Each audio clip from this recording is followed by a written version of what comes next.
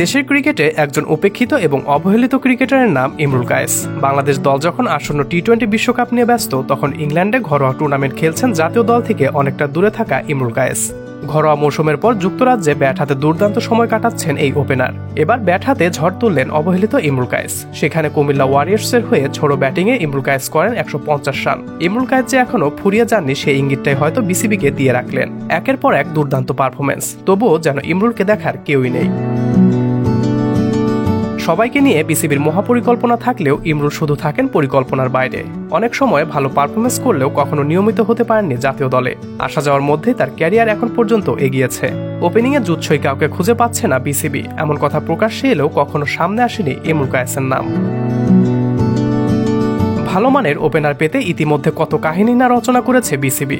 অনেকজনকে সুযোগও দেয়া হচ্ছে বারবার, এবং বারবারই তারা ব্যর্থ হচ্ছেন। তারপরও ইমরুলের কথা তাদের স্মরণে আসে না। ওপেনিংয়ে একজন ব্যাটিং প্রতিভাকে তারা এভাবে অবহেলায় ছুড়ে আড়ালে ফেলে রেখেছে দীর্ঘদিন যাবৎ। প্রশ্ন হচ্ছে, ইমরুলের চেয়ে খারাপ খেলোয়াড় কি বর্তমানে বাংলাদেশ দলে নেই? তাহলে তারা সুযোগ পেলে ইমরুল পান না কেন? একজন কথিত প্রতিভাবান ব্যাটসম্যান 1 বছর রান না করেও টিকতে পারলে ইমরুল রান করেও কেন থাকেন উপেক্ষিত? খুব জটিল সব প্রশ্ন।